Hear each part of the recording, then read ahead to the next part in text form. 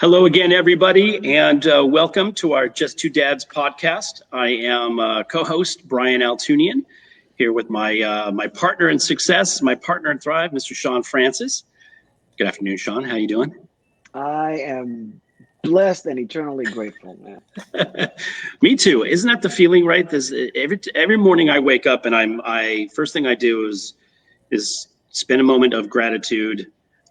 Thankful for a lot of things. I know our guest Robert today talks a lot about I seem to be getting younger, so I'm going to keep the gratitude habit up because I feel like I'm getting younger every day, so it works. But I think starting out the day feeling grateful for the blessings that we have every day is a great way to start and keep us moving forward throughout the day. So many things going on in the world right now that are out of our control. So the few things that we can't control, our attitude, our activity, and our execution are the things that we want to focus on. And again, thanking the powers that be that have helped us to take a breath every morning and sleep well every night. So I'm grateful to be doing that. I'm grateful to be doing this show with you every week. We've now started to amass a nice library of material. And for those of you who are new to our podcast and new to us as an audience member, Sean and I started this conversation. Well, really, we started this conversation about 4 years ago, because we both are parents of children who have special needs issues, either special education or other special needs issues. My daughter had some learning disabilities. She had an individualized education program from the time that she was 18 months old. Sean's son, Elijah, is on the autism spectrum. And so we share that commonality, and we somewhat joke about it that we're involuntary members of a club that we didn't select to be in.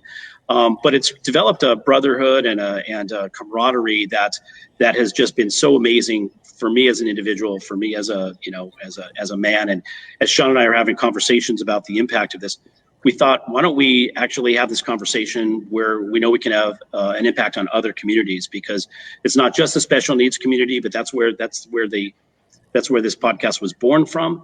But the conversations that we find ourselves in now on a regular basis transcends a number of communities. And I'm excited to be talking to our guest today about a specific community that by the way, is not just geographically located in one tiny area, but also has a broad spread. So very excited to be getting into the conversation. So our show is called Just Two Dads. We do this every week live on Facebook Live. We're on now 14 different podcast outlets and down in the U.S. Virgin Islands on WSTX AM radio.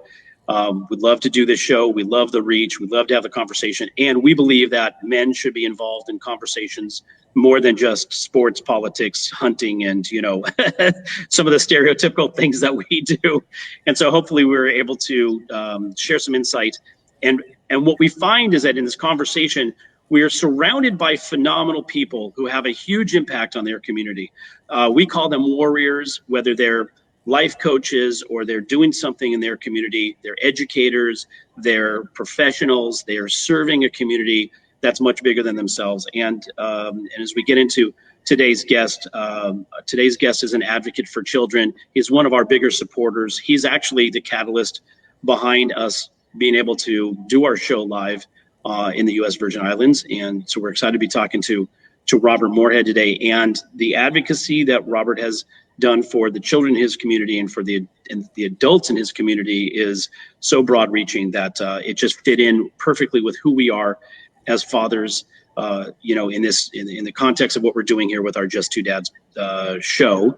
And so before we get to Robert, I'm excited to talk to you about that, but I want to say hello to Sean, again, my partner in success, and have you open it up. And Sean, I want you to tell the story about how you know Robert, because in fact, it's going to be a conversation between the two of you. I'm going to kind of sit back and just sort of take it all in. I'm going to be able to get excited about just listening to how you guys. I can't wait for, as I said to Robert, I can't wait for Sean to slip into a little Virgin Island groove going on here. So without further ado, Sean Francis, well, welcome, buddy.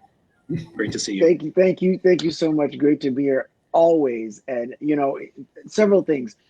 The conversations that we have are conversations that men have these conversations, but the conversations usually exist between the ears or between one and himself and not with other men. And they need to take place elsewhere. And Our guest today is the greatest example of that. I've known him for years. We end up doing this show. He tunes in, likes it, and follows and everything. And it's great that he likes it, but I had no idea that he would be as receptive as he is. But it's funny as time goes on and I think back, he was always that way. And so our guest today is Robert Moorhead. Robert and I'm originally from St. Thomas. Robert and I went to school together in, third and fourth grade, and then again in ninth grade. And then we actually took karate lessons together on St. Thomas with a very prominent sensei by the name of Richard Bell, who my dad learned under. And now my dad is a sensei unto himself. So welcome, and welcome, Robert. So great to have you here. It is good to be here. I am blessed to be here. And as I have said before, I look forward to the conversations that you guys have had. And, as it's been stated before, this is a conversation that more need to be involved in. And I think one of the areas that you guys emphasize on, the male component, it's a voice that's been silent. We're told not to cry, not to show certain expressions or emotions. And to me, that limits who we are, and it doesn't allow us to be able to show our offspring that it's okay, to hug. It's okay to not feel well and say that I don't feel well. The old psychological proverb is be very leery of someone that says that they are fine. This is an individual that's not in tune with their emotions, because in more clean terms, it's that they're frigged up, emotional, neurotic, and emotional. Right. Frigged up, insecure, neurotic, and emotional. And you never want to have that as a reply, but that's what men were told. Just be tough and suck it up. It's good when you have the opportunity to speak to another male and they say, you know what, I'm having that same, crisis or situation, and this is what I did, or this is what helped me, and it's okay if it's two females, but for some reason it's not okay if it's two males, and I'm against that. Well, let's kind of get to that, because you have several layers of I don't know, prohibitiveness, if I don't even know if that's even a word, but you have, amongst men, as you said, it's not quote unquote okay to bear emotion and speak about fears, concerns, and things of that sort. It's seen as a sign of weakness. Then when you add to that men of color, that takes place another layer. And then when you add to that men in the Caribbean, then it's another layer. Each community adds a layer of machismo, if you will. So I know where my source comes from. Hello again, another layer. Apologize. Keep going. We have a feedback here. Audio. Well, I know where my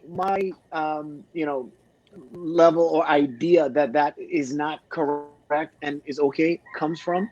Tell us about yours, since we are both from the Virgin Islands. We know that that's not the message that is traditionally given. Where do you get that from? What is it that allows you to give that, and then as a result receive it in the manner that we present it on this show as it pertains to the special needs community and beyond? Well, you would know as well, here in the territory, what is now acceptable when we were coming up was unacceptable. Right. I went home from school and my grandparents were home. They weren't in a home. They were at our home. Right.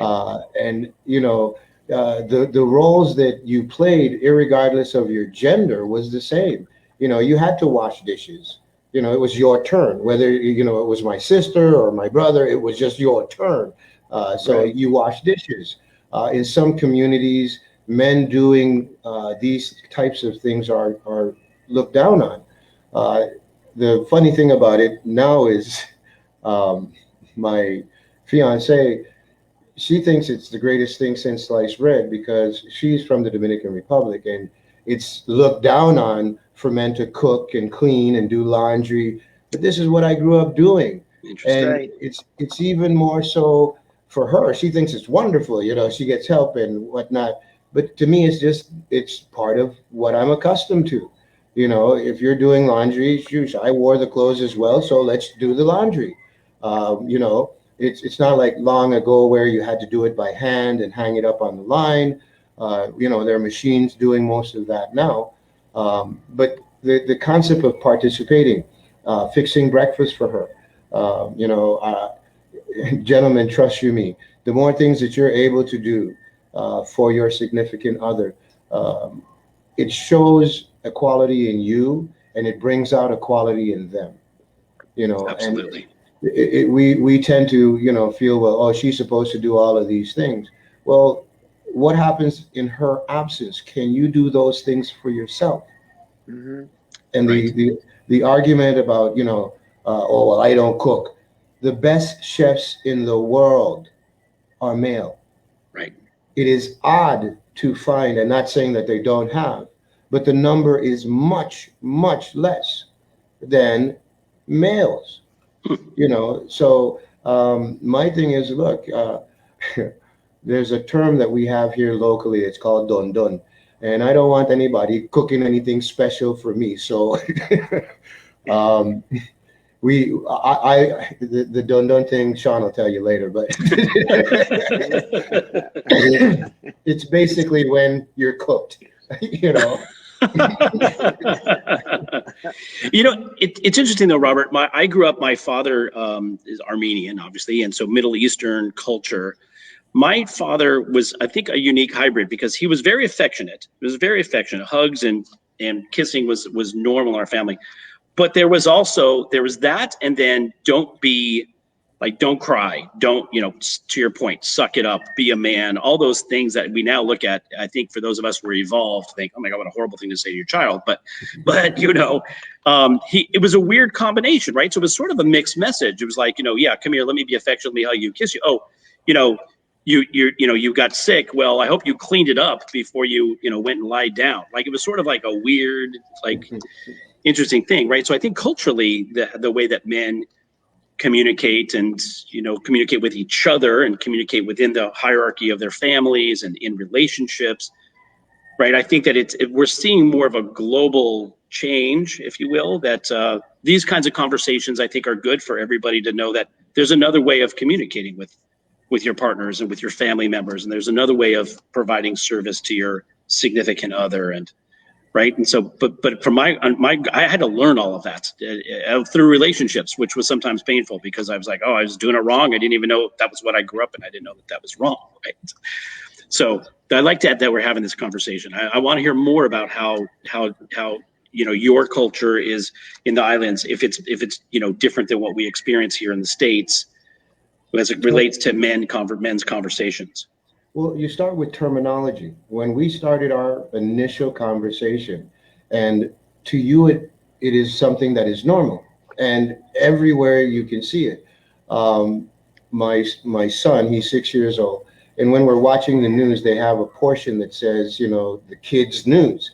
Right. And he would always come back and go, well, Daddy, they have children on the TV. I haven't seen any goats, And I have to explain to him, it's a term that they use now, but it is not a term that we embrace so much here in the Virgin Islands, because most people in the neighborhood may have a goat, and it's not that abnormal to have a garden and a goat or something in your yard.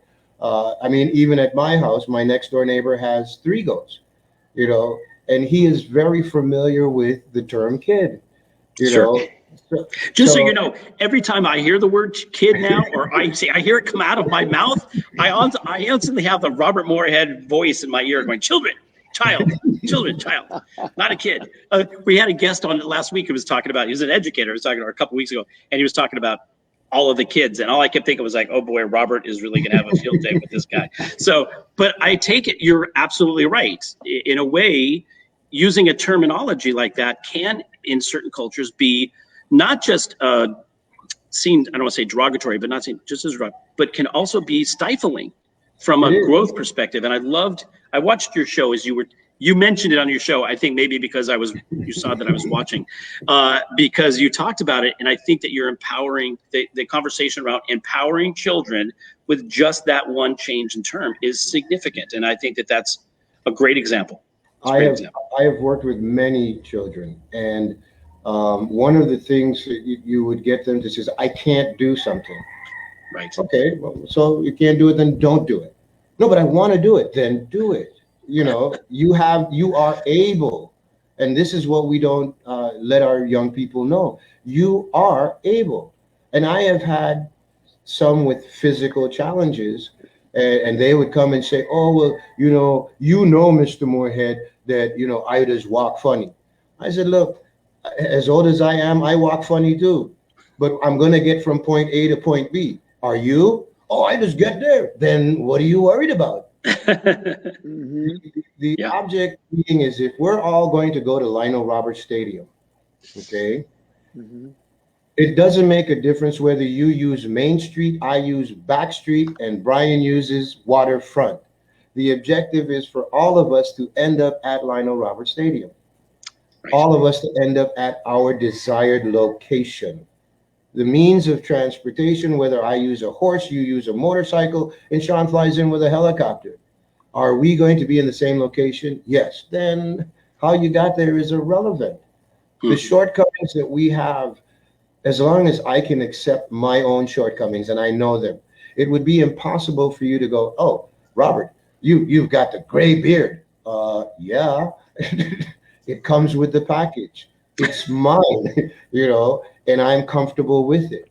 So once I am comfortable with it in my own skin, then your opinion is like everybody's, toilet bowl. We've all got one, So Right. it's not to put so much emphasis on the labels. And when they, our young people give us labels, we need to be in a position to be stern and give back those labels and say, well, look, if you can't do it, if you feel you cannot do it, then don't. But I want to do it, then it's done. As long as you have the desire, and that's all that's required. Once you put that in, then, people can say what they want to say. You're the one that, we promoted boxing here for a while for our young people, and we took them around the Caribbean. And, the one thing that I did, they come to, what should I do? I'm not in the ring with you. You got to make that decision. Right, I'm not taking any punches. I'm holding on to some water, waiting for you to come back. But you're the one that has to deal with it. Oh, but Mr. I didn't take a punch in my eye. You're the one that has to be ready to defend yourself, whether to be offensive or defensive, because you are the one that's in the ring. Right. I have sort of it may seem like a loaded question because the answer may seem obvious, but I'm interested on a global or national scale as well as the Virgin Islands perspective. And because when I asked my previous question, Robert, you answered it in a way that you shine some light as you tend to, which is like, I just stopped to think, well, this is how it was when we grew up. I haven't lived at home, for years, even though I've, visited. So I don't know what hasn't necessarily changed. So tell me this, do you think most, in your eyes, in terms of what you see, at least locally, that most children, teenagers or younger, have any sense of who they are? Because for you to have a sense of who you are and be comfortable in your skin, that's a rare thing to begin with. And I've never stopped to think, I don't know how that translates to special needs. Like I wonder, my son with his autism at 14, does he know? Do you think that's something that you see a lot of, or that kids don't have an idea? They have a false idea. Do you remember the TV that you had in your home when you were growing up? Do you remember the process? Yeah, I think about it from time to time as I look at this one, even though I'm used to it. Every now and then it'll hit me and be like, wow, it's just night and day. Well, to prelude it, at home when we were growing up, my parents and them had a Curtis Mathis, but it was the same. You'd have to turn the TV on, and we'd go down to the kitchen and we would make our bush tea. We had tin cups at the time with the colored rims, and you'd make tea. But you've turned the TV on, but it takes 15 minutes for the TV to warm up. Yeah, it had to warm up. And it would be this little speck that would turn in. Oh, that would eventually open up. Yeah, that I remember. I forgot about that. That I remember. Well, understand the terminology. Again, the labels. What is the full term for a TV? Television, you mean? You're missing one word. It's a television program. Program. Now let's take the word program. The television is programming us, but again, when we were growing up, the TV was not the center. Okay, we didn't spend 24 hours in front of the TV. In the evening time, you'd come in, and here in the islands at the time, you know, the TV went off at 12 o'clock, came on at a certain time, and if you wanted to, you know, if you wanted to watch anything else, you were watching Wapa Television, which is from Puerto Rico. 4. Yes, exactly. Canal 4. Cámara, por favor. And we grew up with that, but the television wasn't the center. We would all get together, whether on a Saturday, Sean and I would meet, and we would go down to karate class, and after karate class, we'd walk home together. You pick Keneps or Tamans or, you know, whatever it was. We were more open to our environment, and the development came from our environment. You wouldn't pass anyone on the street without saying good morning, good afternoon. You know, we weren't out in the evening, so there was no need for a child to say that. Because when the street lights came on, we were already home. You know, now the concept of, you know, wearing your pants down low and these kinds of things, that is what they've been programmed to do. You know, and the young men that are around me, they don't wear their pants low. Because I have a very simple concept. If your Victorias are secreting out of your pants, and then it's open season, because a human behind is a human behind, period. It doesn't have a gender until you turn the person around. So from behind with your pants down, hey, you look sexy, buddy. Oh, you're gay. Who could be more gay than you when you're exposing all of your Victoria's secrets? Male or female. Yeah. And then, you know, those that were involved with my program, I'd get up close and personal. So I had guys, you know, with 2 belts on, you know, with their pants all the way up to their chest to make sure, you know, I don't want to worry about me. No. But it is for us to be able to help them not be programmed. And following, you know, guys, the strangest thing is the police officers now can be overweight because these new thugs, quote unquote, with their pants hanging down, when they get running, they've got to open their legs to keep their pants up, which doesn't allow them to be able to run. So, you know, to me, you know, what kind of criminal are you? And how does this look appealing or sexy that, again, all your fruits are looming? You know, there's got to be something going on, because this pair of underwear has already said Hanes, you know. And that was a no when we were growing up. Yeah. It was almost, I mean, even if they could see the brim of your underwear, that was a problem. Sure. Yeah, actually, I remember when that was kind of sort of edgy, so to speak. Now that's tame. So tell us this, if you will. What are some of the tell us about some of the programs that, you know, you've started and been a part of to kind of combat this. And I have to make this statement too. I have such an appreciation again for this conversation. Brian and I both belong to a men's group through our firm. And, you know, when I used to hear, you know, the importance of, you know, leadership and all that kind of stuff, and I always thought it didn't even ring with me, even though I come from a long line of leaders. I was raised by leaders, you know, and what that word means, I had not really thought of, you know, but you have to lead yourself, then you lead at home, then you lead the community, then you end up leading the world. So tell us this about some of the programs that you started and any that you may have in place now for that very purpose. Well, we'll go backwards.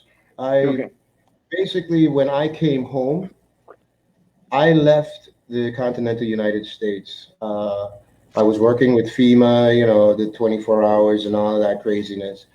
But drive-by shootings were like, every other hour kind of thing. And I remember saying to my mother, man, I need to get away from this because I may be one of those individuals.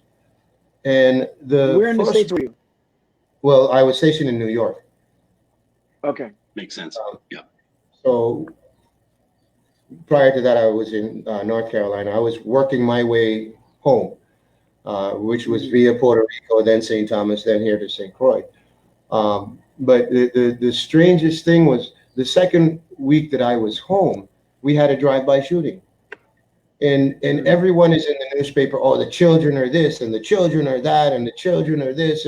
And the front page, the middle page, the back page was all filled with, all these crude events that our young people were involved in.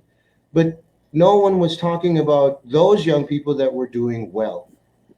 We were only talking about those that were doing bad as if that was the entire population. And I said, well, and then an election came up at that time, and I listened very intently, but we did lip service. The children are our future. Yet our schools are terrible. They don't have any books. We don't have any after school programs. There are no interscholastic sports. There's not even a cooking class. So I took it upon myself part-time initially to develop a mentorship program in St. Croix. Of course, I was trying to cheat to get over to St. Croix. So I got a few folks involved that did carpentry, did mechanics, did some welding. But I looked at the holistic component of the individual child. Whereas instead of just the academia, oh, he's a smart child, but he has no social skills, or he's got all these social skills, but he can't, he doesn't know the number for 911. We have issues there. So it was to address a holistic approach to our young people. And in doing that, I was blown out of the water. By the time I started the development of the Down Street People Youth in Action program in Crown Prince and Gata, right next to Windward Passage Hotel, we started off at Langlo's place, which was across from the cemetery. And we literally had to move the desks and the instruments outside so the children could come in. That's how many children we had just in that neighborhood. Wow. Then we moved down to Windward Passage by Benjamin's parking lot. We went from one room and a shed to the entire location. The parking area was being taken care of, being utilized by Chase Bank, who after a few months started to donate because they liked what they saw. They liked how the children, responded to them. Good afternoon, good evening. How are you today? Excuse us. Thank you, please. And it became, for me, that's normal. For these other folks, it was like, wow, they're so well behaved. They're so well mannered. The reality was they were doing things that I was accustomed to.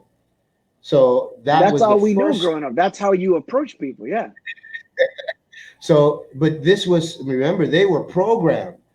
We were taught up. They were programmed. Yeah. The other day I had a big joke with my son. He has a pet cat. It's a female cat, but her name is Junior.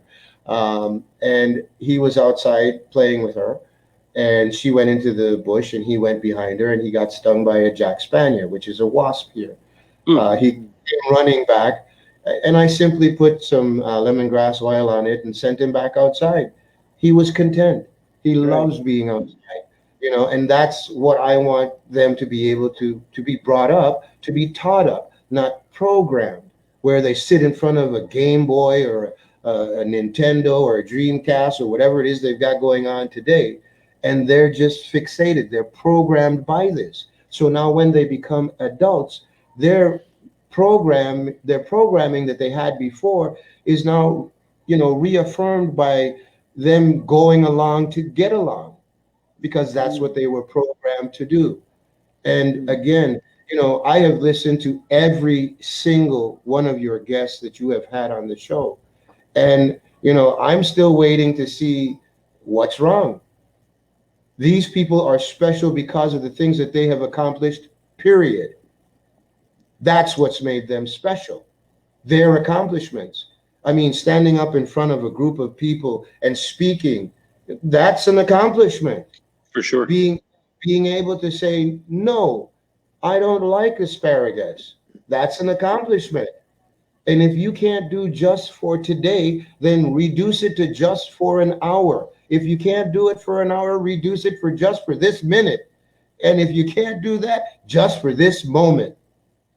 But get the win and take the win and then move forward from there. But when it becomes too stressful, again, most males won't reach out and say, you know, Sean, Brian, I had a terrible day today. You know, this is what's going on. We're not taught to vent. You know, every morning, my father would come in before he woke us up and sit down at the edge of the bed. You know, this is what was going on. You know, what's going on with you? You know, how was school yesterday? You know, what do you got going on today? Is there a football game, a basketball game, a karate tournament, whatever it was?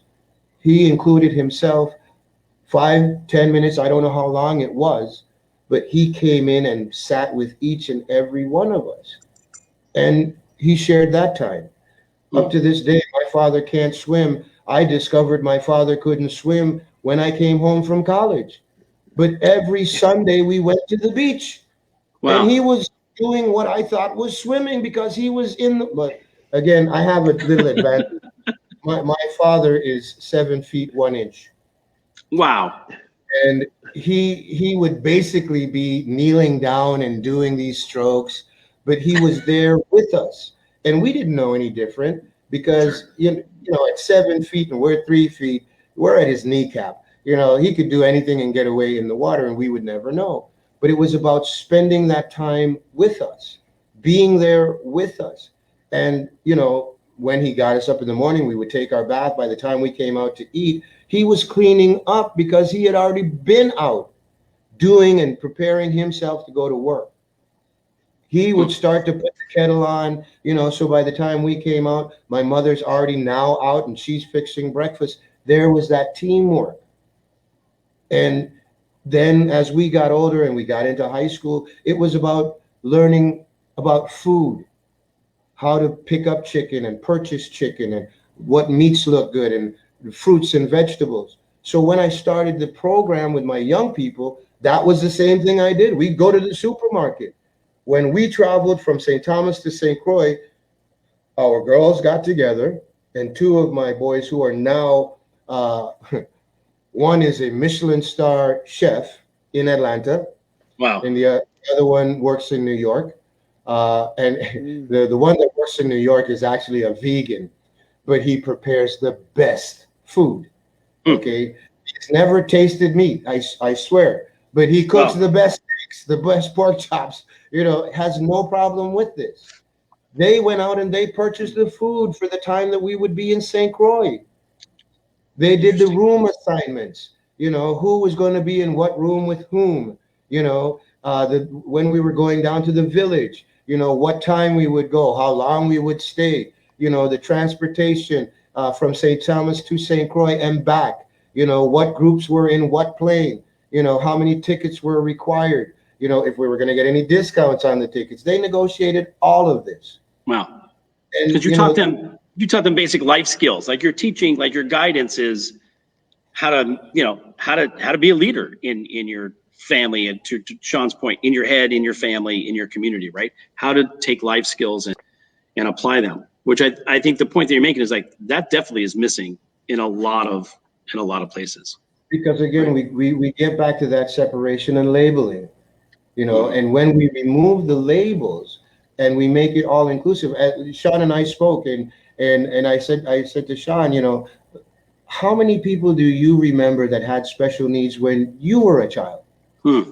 What services do you remember that were in place for the young people with special needs? Look, you had a special need. You were in the same classroom with Sean and I.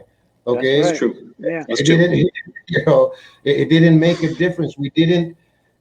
The teachers paid more attention, but you know, the special need has its own levels, and when you buy into it, then, oh, well, I don't learn fast. Well, then learn slow. Just learn. There is no prohibition as to the allotment of how and when you should learn. And when you do online classes, they make sure to tell you at your own pace. Well, why aren't we telling the rest of the children at your own pace? You're gonna get there. If you need to leave earlier, that's fine.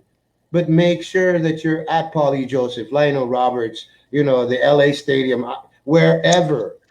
We're going to be there at 7 o'clock. Well, if I need to leave at 4 in the morning to be there for 7 o'clock because I know, my chitty chitty bang bang doesn't drive as fast as everybody else's, then so be it. Yeah. We need to allow the children to be able to appreciate things. How do you say you don't like broccoli? Have you ever eaten broccoli? No, I just don't like it. How do you know? You don't have the experience. Get the experience and then say, hey, I really don't like broccoli. But it may be something that you develop a palate for later. And we got into cooking. We got into Bible studies. We got into certifying them as lifeguards, scuba diving. I have one that I have several, but one in particular, he loves to jazz me about it. His name is Kevin Maynard. He was in the military, did his school. He's now in IT, has his own business here in St. Croix. And, as a matter of fact, he's getting married soon. He got involved in scuba diving because I introduced them to it. We introduced them to being able to do something for the summers while you're in school. So we did the Learn to Swim certification through Red Cross. We did the lifeguard certification through Red Cross. And while he was working, at the various summer camps, he went out with me one day. We did a resort scuba dive. He fell in love with it. Now he has his own equipment. He's taking pictures, and every 5 minutes he's out scuba diving, night diving. Oh, Mr. Moorhead, I did a night dive. Okay, give me a break. Yeah. There is no definition as to who should own a sailboat, who should own a yacht. It's not for just one group. It's for anyone that has a desire. I'm a licensed FAA pilot. Well, that's great, and I only did it because I'm cheap. It cost me too much money to buy tickets to go from St. Croix to St. Thomas for Thanksgiving and back and forth with my family. So it was cheaper for me to rent a plane and fly the family over, pick up as much food as I want, and bring it back. Wow. And it's become a pleasure since. So I also have individuals that got into piloting that are now commercial pilots. One that works with United and one that works with Continental. So tell me, go ahead. No, go ahead. Go ahead. I mean, and they will call me. Look, they're making more money than I made. One's making over $100,000 a year. He's only been working there for 8 years, but he's now the captain, and he loves it. So is the program still in place now? Unfortunately, no. Because of my relocating, it is something that has kind of died out over a 3-year period. There are some other programs that are trying to emulate it, but again, most people enter into it with one aspect instead of looking at the whole child. I'm going to teach you steel band, and that's all. Okay, but when I come after school, I still got homework to do. No, I'm going to teach you steel band. I'm going to teach you music. But my concept was we had a location. I had some retired teachers that came in. We gave stipends to that worked with our children from K through 12. And I had college students that would come in and work with my high school students so that they could get credits for their community service. Thank you for the energy. So the need for the energy was there. But again, I just put the pieces together so that they could function. We tend to sell them short, and children are much, much sharper than we give them credit for. I Completely agree. And I think it's funny, the through line between this conversation and all the conversations that we've had on our podcast over the last, several months has always been, if you could provide the toolkit for children to be successful, for people to be successful, right? And a lot of times people get stuck in, to your point, the label, or they get stuck in a box and they don't know what tools are available. They don't know what the toolkit is available to them. They don't know where to access or how to access or who to talk to. And so what we find are there are phenomenal people out there in the community creating that access and leading the way and guiding and showing. And I think that the first thing is that it makes people feel like they're not alone, right? There's somebody else that is going through something similar. So you immediately get out of your head that this is all about me or it's somebody else.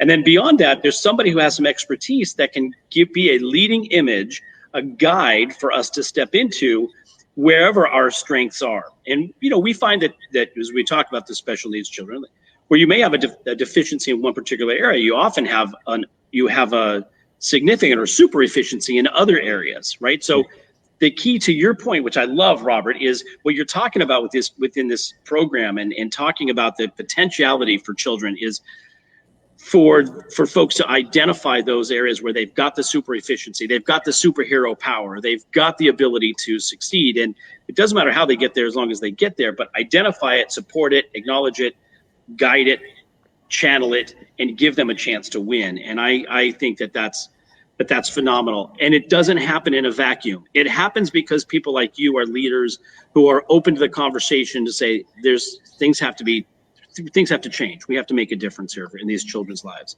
But right? you have done this in your own household, and your daughter is a perfect example of that. I mean, look at her interview. I challenge anyone. She made it real clear. Not me. Yeah. You can hang on to your label all you want. I am. And that is the whole thing. The minute you start off the sentence and you say, I am, the universe pays attention to what comes next. So if you say, I am ill, sick, weak, that is what the universe puts into place. But if you say that I am blessed and highly favored by the word of God, then that is what comes to play. And everything is set up that way. We tend to sell our young people short and expect that by osmosis, that they're going to know these things. If you expose them, look, my children are quote unquote from the hood, yet I can challenge anyone to take them to fine dining. These young people know how to use chopsticks and insist on using chopsticks, when we go out. They're familiar with sushi. They know the culinary, which is a soup spoon, what is what, and they enjoy going out initially and showing off, no, mommy, that's not the spoon that you use for the soup. This is the one, and to see that gleam on their face, that, wow, I'm now teaching. And again, Javon Garcia, he was as big as a toothpick. He's on social media now as a fitness guru. And I mean, he's got muscles under his muscles under muscles. But if you look at pictures when he was a part of, the Panyard, he was a drummer. But this is an individual, like I said, he was afraid of his shadow. Now he's bringing people out of their shadows simply because somebody stood up behind of him and said, you are. And then he said, I am. I am, for sure. Wow. The power of daily affirmations. I mean, we talk about it a lot, right? The power of speaking into existence those things about us that by the way, we may not believe it, but then we learn to embrace it and then truly believe it, speaking it into existence. And then, sometimes, as I would say, we all know God believes in us more than we believe in ourselves sometimes, right? And it takes leaders in our community to pour belief into us because they can see something in us that we may not be able to see ourselves. And I think that what you're speaking to, Robert, and why it resonates so much for me personally, and I know it does for Sean as well, and the folks in our community is that drawing forth leaders to acknowledge their own power and their own capabilities, but then turn around and be able to do that for other people is the power of community. It's the power of what we're doing and why we're doing what we do, right? It's the light to, have our candles be lit and then light candles for other people along the way to share that light in the world around us. Most definitely. Robert, I'm gonna put you on the spot. Okay. Your effort your effort to do as Brian mentioned in the past has consisted of taking a shot at a seat in the Senate in the U.S. Virgin Islands there. Do you have plans to do that again? I do. Things have not changed, and our community is suffering. As you know, in case you don't know, we lost the refinery in St. Croix. Right after that, we had 2 Category 5 hurricanes, one for St. Thomas, one for St. Croix. And then right after that, we had COVID. Our leadership has failed, basically. And right now, we have individuals that are more concerned with and not concerned with we or us. But we and us are paying to keep in tall grass. The thing about it, is we need to change the focus because our community is that small. The Moorheads know the Francises know the Hodges know the Quinoneses, and everybody knows everybody. That's why at weddings we have to check to make sure we're not related, and then, your fifth cousin and on, okay. That's right. That's funny. It's real. Our community is that small, and I remember, growing up, and whether in St. Thomas or St. Croix, my grandparents may give me something to carry to Miss Molloy. It might have been a sweet bread or a couple of fish, in a container, and you would carry it up, and deliver it on a plane. On a plate. And literally, they would return the plate with some other stuff in it to return back to your house. The plate never came back empty. Just 1 minute, I got something here for your grandmother. Give her this, that, the other, whatever it was. We were community. We looked out. I was my brother's keeper was the concept. This is what keeps, a family bound. And the family is a part of a neighborhood. So in the family, if I am looking out for my family members, the extension of that is now I'm looking out for my neighborhood. The extension to that is I am now looking out for my town. The extension then to the city, to the state, to the country. We have lost that. Eventually the world. Yeah. Exactly. And we have lost that. Yeah. And we need to get back to it because we cannot afford to continue doing what we have been doing. Our seniors, my mother retired. And when she worked, and she was a director of a senior program, she retired at $22,000, $23,000 a year. Okay. Our retirement system only pays 40 or 60% of that if you've worked the entire 30 years or whatever. Amazing. We have leaders that want to deduct another 40% as if we're talking about people that don't live here, that are not related to us. Why would you do that? And the electrical bills here can be anywhere from $200 to $600 for your home. We pay the highest kilowatt hour in the world. At one point, it was 55 or 56 cents a kilowatt hour. I remember teasing my brother because in North Carolina at the time, he was complaining that, the North Carolina electrical companies wanted to increase the rate to 12 cents. And I said, you just need Jesus because, we're paying 50 something cents down here. Every time I get my electric bill, I got to walk around the house to make sure no one's plugged in, and siphoning electricity. We're not looking out for our community as a whole. We have schools that are closed down because of the storm and now because of COVID. The distance learning, it's not as successful as it could be or should be. And they're not talking to the people that are doing it, Right, for sure. And that is an issue. You have teachers that are in the framework. They're doing their best, but you don't ask them any questions. You tell them that they have to do X or they have to do Y, and wait for the resources to come. Tell me this, Robert. Because I wouldn't have known this growing up, like you said. I knew that there was special education because there were, special education buses, the smaller buses, or maybe somebody in your class, was challenged or something like that. But not a whole lot as far as the programs go. I'm here in Los Angeles. I move to the Virgin Islands tomorrow. I move home. My son is 14 on the autism spectrum. What do the services look like at home, be it St. Thomas or St. Croix?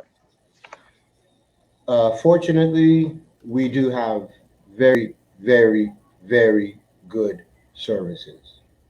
Mm-hmm. Even with Jamila, at one point, she was in charge of those things, but we've come to have a bigger and larger understanding. And I really, that's why I keep saying to you guys, I really wish that we would do that with everything. There is an issue that needs to be addressed, and we go full whole hog to make sure that, whether it's 14, 10, 26, whether it's a mild or major, we have the components and resources. Peace, is it Peace Corps? I think it's Peace Corps in St. Thomas. Mm-hmm. They have exceptional services. My elder son, he had dyslexia. The private schools have a complete component for that, and now our public schools as well. Fantastic. They make sure to go that extra mile. And the Right. strange thing about it was the teachers that called us in and said, look, we believe that, this and that is the situation. And then in the conversation with my mom, she said, oh, that's nothing. Your brother had it as well. This is what we did. I was like, he had it as well. He was going to school like, yeah, don't worry about it. There's a library here for that. Talking books, the whole 9 yards. Any book that the school can give you, they can get it for you. And the assistance that goes along with it. Again, like I said, with Jamila and I, yes, I understand the terminology and I support it, but I don't promote it, because all of our children are special and need to be treated that way, because we don't know what level. Like I said, mine's had it. It's been in my family. My youngest, he's showing off today, and he's itching to get in front of the camera.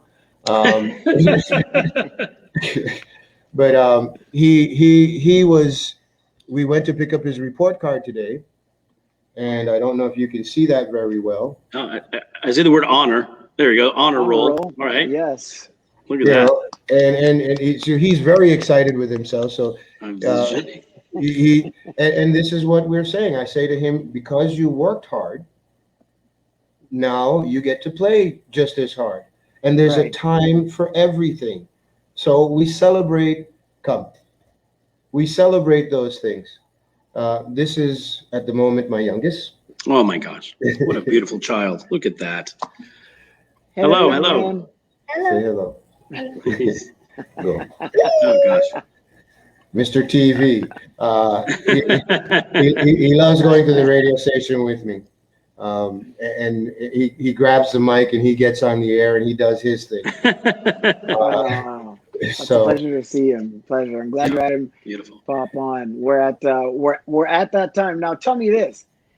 Did this hour go by as fast as you thought? Because I know you have your own show, so you're used to that. It always seems to go by faster each show for us. Yes, when I'm watching you guys, yes. When I'm on air, 5 minutes seems to be too long, but I paced myself out. During the storms, it was really bad because we had to be on for 8 and 12 hours at a time. Wow. So we were eating and everything in the studio. But the show, I've reduced it to, once a week. I was doing 4 or 5 times a week, but it is draining when you do it that often. And especially if you're working and you've got your family and everything else. The time period for you guys, yes. I would say 2 hours is good. because some of the subjects, and especially some of the wonderful guests that you guys have, I mean, I'm leaning in, and then you hear Sean go, "Okay, well, it's like, what? You got to be kidding me! Time to go already?" So I am hoping that the platform gets to the point where we can expand it to 2 hours, or you guys can expand it to 2 hours, because again, the subject matters are beautiful, and they are warranted and needed, and the time and attention is also needed to go with it. Did we lose Well, Brian? thank you so much. Yeah, we did. He just texted me to his internet literally just went out. So we're going to we're going to wrap up without him. Unfortunately, we've always said that we've had little technical issues as we grow and go our way through, but we push on, and we're able to add value with great people like yourself. So I want to thank you so much for the time today. Thank you. And Thank you. it's so amazing how life works out after all these years. Thank everyone that has continued to tune in. You find us on Facebook Live. Obviously, the audience in the U.S. Virgin Islands back home and WSDX, but you can also find the subsequent episodes on YouTube TV, Apple Podcasts, Spotify, Google, Stitcher, and wherever you find podcasts. And I want to wrap up by thanking Brian because I so appreciate the union and the opportunity to make a difference with him. I want to thank the women in my life, my mom and my wife, for whom without I would not be. And thank everyone. And just remember that, somebody someplace needs to know that you care. Somebody someplace needs to know that they matter. So let's find a way to be kind to each other. And if you're listening to us, we love you. Thank you so much. Thank you.